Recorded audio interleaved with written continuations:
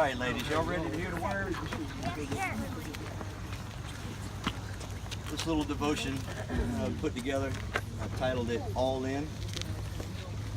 3 different phases I've broken this out into.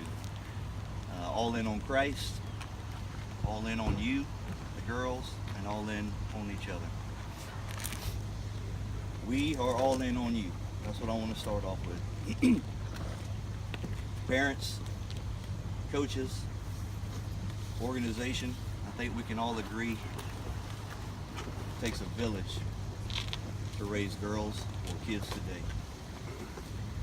I heard somebody say a couple weeks ago with everything that's going on in the world, a phrase, and it stuck in my head, and I wrote it down then. And I was hoping that I'd get to do this devotion and share it with y'all into parents today. I've heard it said a million times, our generation, we need to leave a better world for our children. My motto is, one of the main things that I love about coaching, being able to touch kids' lives every day. I know Lord's made it a mission. It's a mission of mine now, and when my kids are grown, it's going to continue to be. Instead of worrying about leaving a better world for our children, let's concentrate on leaving better children for our world. We need to make sure as parents, coaches, we first are living in Christ so that we can make sure that you are as well.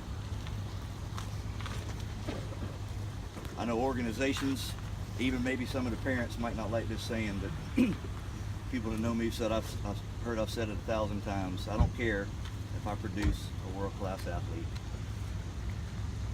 Besides college, there's no career in softball. What I do care about is that we produce some world-class individuals. Battle-tested, driven, great work ethic, no sense of entitlement, passionate, caring, loving, kind, and first and foremost, a strong follower of Christ. There's a big difference between that word people throw around a lot, being called a Christian. I've heard it said a million times, oh, I'm a Christian, I'm a Christian. There's a big difference in that than being called a Christ follower.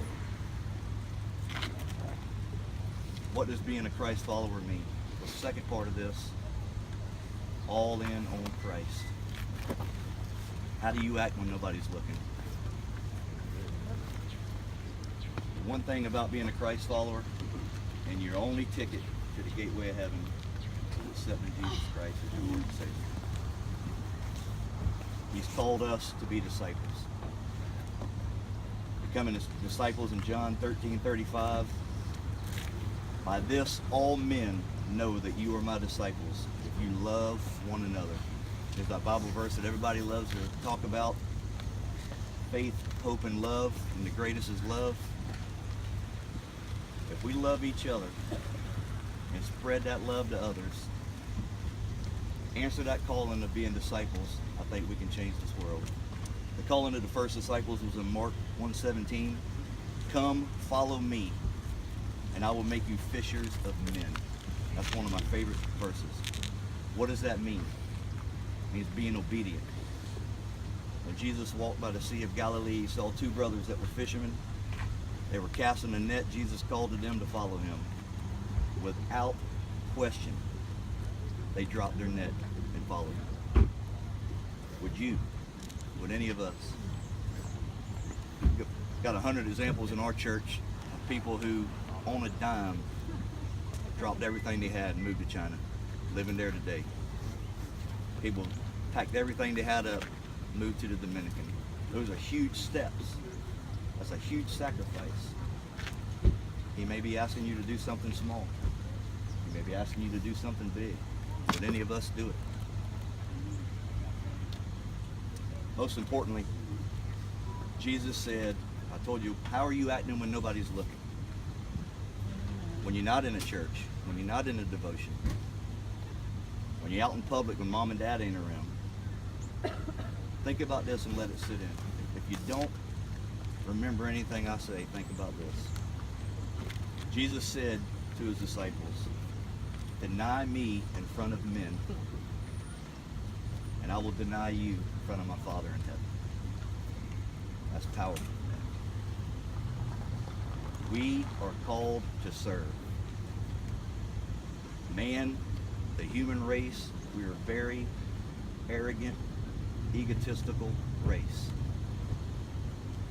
Being a servant or being submissive to anyone, especially someone you can't see, is tough. When I got saved, you think when you become saved, everything becomes easy. Satan attacks you 10 times harder than before. He does not love seeing you follow Christ. Remember now, he was an angel, first and foremost, God's favorite angel.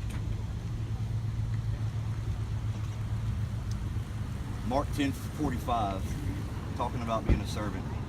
For even the Son of Man did not come to be served. You talking about the God Almighty.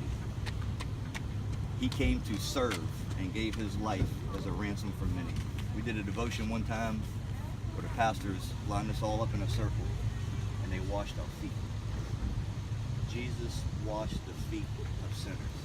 God Almighty. That's not being humble. I don't know what to tell you. Be bold. Be leaders. Lead your generation. One thing that I do in my business, I've lost a ton of business by standing up and saying we're a Christian. I've gained a lot of business. You see a lot of businesses out there, Chick-fil-A and some other ones that are getting reamed right now because they put God first and they don't care. I don't know what y'all are going to do after high school, after college. I don't care what field you go in. I don't care what school you go to. You stand firm. This group right here, I don't see a follower in the group. I see leaders. You stand up in your school and you start a movement, I guarantee you people's going to follow you. I guarantee you. The last one, all in on each other. Some things I was going through earlier in life, these were my favorite scriptures that got me through on a daily basis. Galatians 6:1, and this goes for the parents too. Brothers, which is all of us, if someone is caught in a sin, you as spiritual leaders are brought to restore him. It goes on to say, if you do not restore him, you as well are sinning. How many times have we walked by somebody, abusing somebody or mistreating somebody or stealing or lying or whatever it is, and we laugh or we just keep on walking a straight line? If you see someone sinning and you are a Christ follower, Jesus is telling you are called to come and call that guy out or that girl out. Goes on to 6:2. We carry each other's burdens, and in this way you will fulfill the law of Christ. What does that mean here? What does that mean on the softball field? Carry each other's burdens. How many people were hanging their heads yesterday? How many people were in tears? Parents too, coaches. Was there a lot of encouraging and lifting talk between teammates? Let's start that today. Before I go into final thoughts, no matter what, I've got some words in here about having each other's back. That doesn't just go on here. And I've said, I've been talking to my older daughter about it for a while, and there's some stuff going on there. But this generation, y'all look at the news, and I know y'all are young, and I know you don't understand it, but I don't care what size you are. I don't care the color of your skin. I don't care if somebody's not the same religion as you. If somebody's getting mistreated, stand up. If somebody on this team is getting mistreated by somebody, I guarantee you there better be a line to get to that person. Stand up and protect your teammates. Stand up, protect your friends. Stand up and protect those kids that are in your school that's getting picked on, that don't have anybody to stand up. Getting away from the devotion and just talking about today, we're coming off, that was hard to walk off the field yesterday. One thing I want to say, You don't have to be the best team out here today, and we're probably not. You don't have to be the best team out here, but you got to be the best team today. You must have 100%. You must have 100% effort. You must have 100% focus. You must have 100% everything. You hear me and George was talking and laughing last night. David, a couple other ball players here. We have a bunch of old washed up has-beens, man. Talking about the glory days. That's all we got anymore, talking about the glory days. These are memories for a lifetime. Enjoy it. Remember these days, they fly by quick.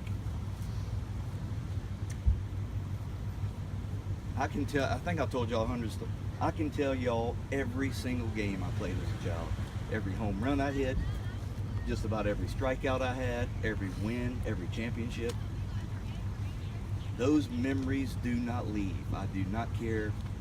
Little league, high school, college, however high you go, they do not leave. Period.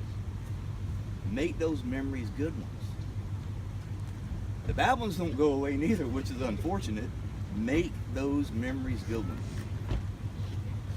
Seems like every time I look at a picture of my kids that I've been coaching for a while, I literally feel like I just looked at a picture yesterday and they're growing. Enjoy these times. Let's all gather and pray. I'm gonna go and pray. Pastor David, will you hook us up with it? Tight, tight, tight, tight. Yeah, complain about that one today. Lacey had chili last night. Amen. He told me that earlier. Dear Lord Jesus, thank you so much for allowing us to be out here this morning in this chilly weather and be with our family. I think we all here call each other family. Thank you for Coach Brian for bringing us a great message this morning, and just be with all of us today and all these wonderful kids as they get on the field today. In your name we pray. Amen. Hey, real quickly.